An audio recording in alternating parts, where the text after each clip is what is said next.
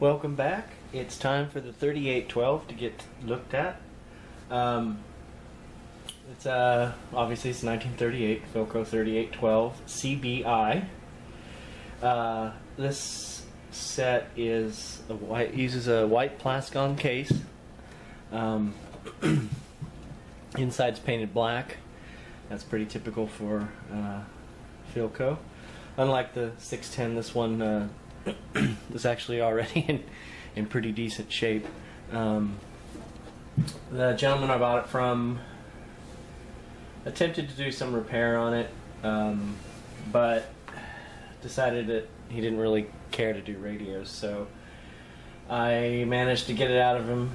Actually, it cost me $70, but that's not a bad price for a radio, and at least aesthetically speaking, is in great condition. The case needs to be bleached out a little bit. It's I thought it was clean, but then when I was looking at it, I thought it looked a little bit yellower than it should. And sure enough, I put a little bleach on there, and off came the nicotine stains. So I'll go ahead and do that once I get the grill cloth removed. The grill cloth is original.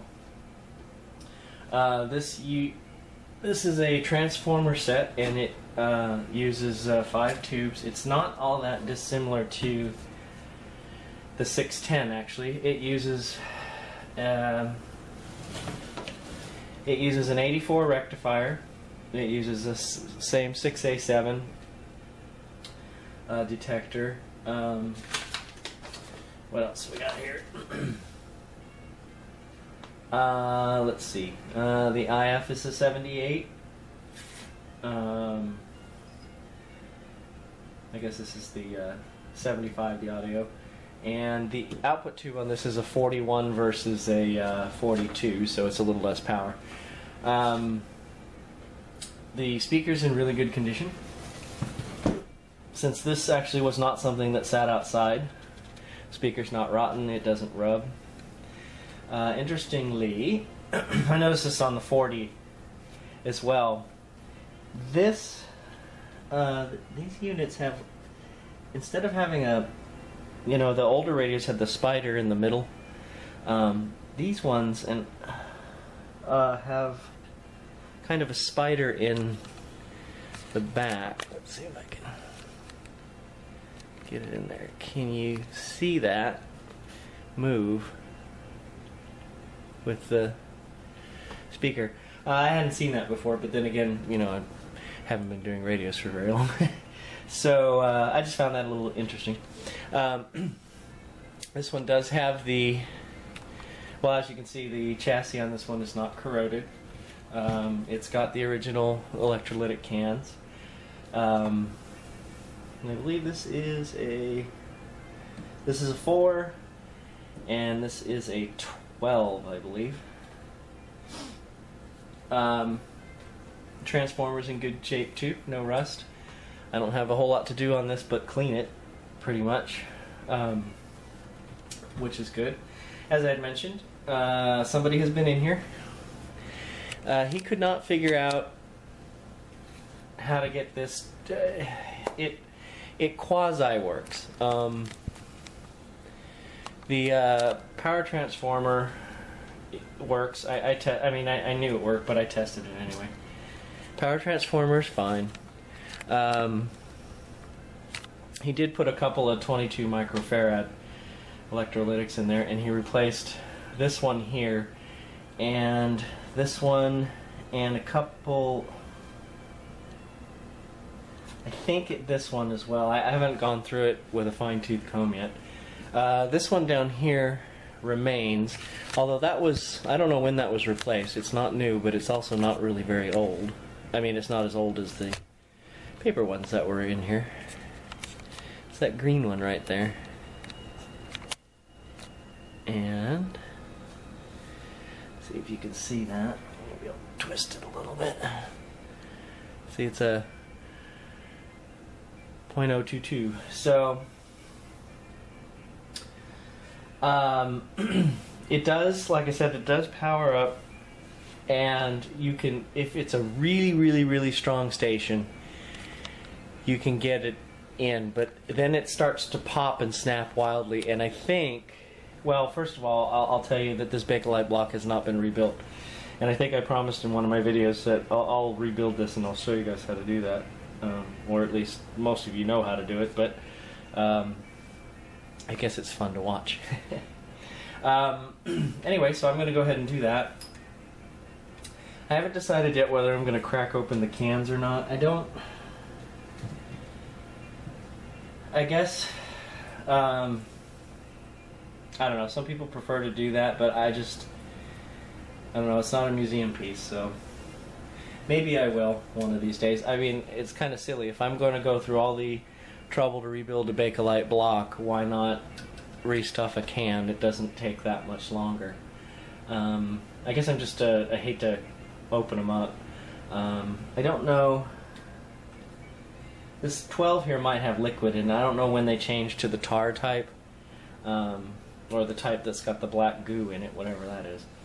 But anyway, I'm going to go ahead and retest the coils on this one. Won't hurt. And this radio has a heck of a lot more room in it than, this chassis has a lot more room in it than the 125, so this is going to be a bit of a breeze to do. So I just wanted to start this off, and well, let me go ahead and get to testing. A couple other things. Notice on this set, the cloth wiring in here is it's almost in really good condition. It's almost it feels brand new. A big difference between a radio that's been stuck out in a barn or a garage and a radio that's been sitting in a house for 70 years. Like I said, this is going to be a bit of a pleasure to work on. All the wiring is in the, I mean, you can see the string wiring there is blue, and it's the same color it was when it was new, I guess. Some of the other wire that's in here, I mean, the ones with the stripes on them, the stripes are clear.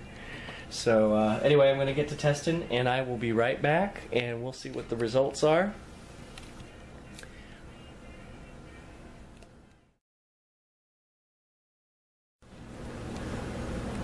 Hey, I'm back. It's actually been 24 hours. I tested the two coils last night. I tested the antenna transformer and the oscillator transformer, and the antenna transformer came out good. The readings on that were supposed to be 33 ohms on the primary and 5.5. Oh, is that 5.5? Yeah, 5.5 on the secondary. And they came out to 39 and 6.1, so that was good. The oscillator came out weird. Excuse me. The oscillator is supposed to be 2.5 on the primary and 3.5 on the secondary. Hope I don't have these backwards. But anyway, so the problem I had was that the it came out with 3.3 and 1.9. So I'm kind of hoping that this schematic is wrong here, and it should be the opposite. I obviously don't have that much experience, but I haven't had a coil be off that much, especially when the values are really close to what the opposite side should be. I may make a post about that, but I figured I'll just continue forward, and should I come to a weird problem later, then I can ask. I did a little bit of research on the 3812, and I did come across a posting where on the antique electric supply, they have coils, and apparently people have replaced this coil. Apparently this coil's been bad in the I'm sorry, not this coil. Yeah, this coil has been bad in some of the radios, and they have a coil there that apparently will work.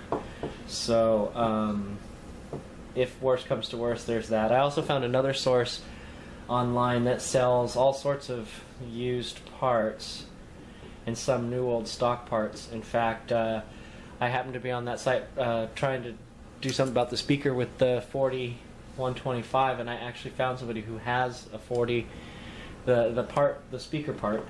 Unfortunately, from the description, it made it sound like this is kind of a pack rat type person, and he did have kind of a disclaimer saying that just because he has the part doesn't mean he can find it.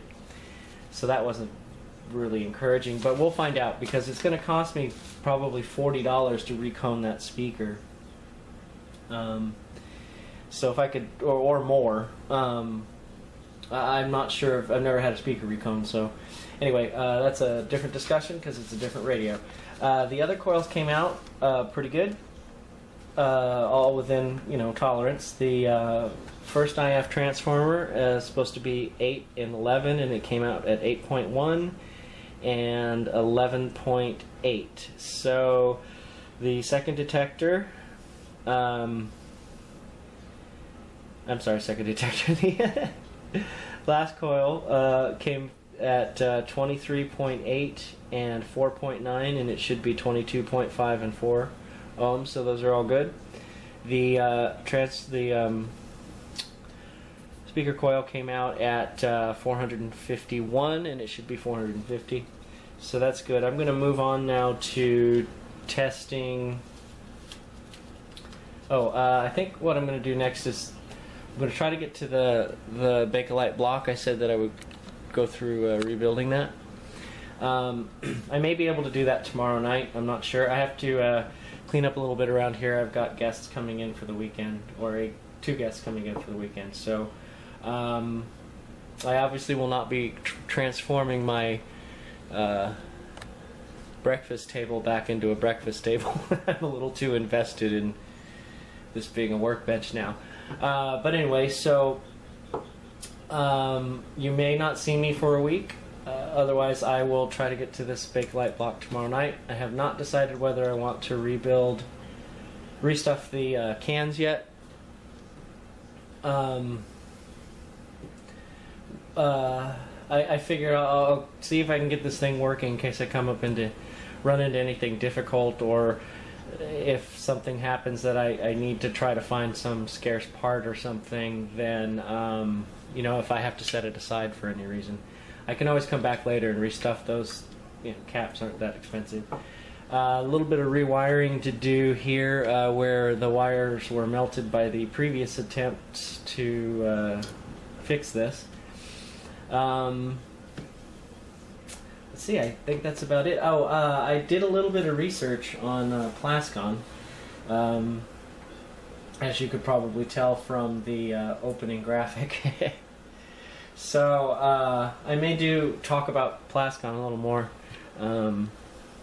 which, as you guys all know, is urea formaldehyde, and was invented in 1930. And I don't remember the guys' names, as I was just kind of doing a little bit of research. So maybe I'll talk a little bit more about Plascon, and also I'm going to need to clean this up. I got to get the speaker out of there, the grill cloth out of there, and so on and so forth. So I guess I'll see you in the next video.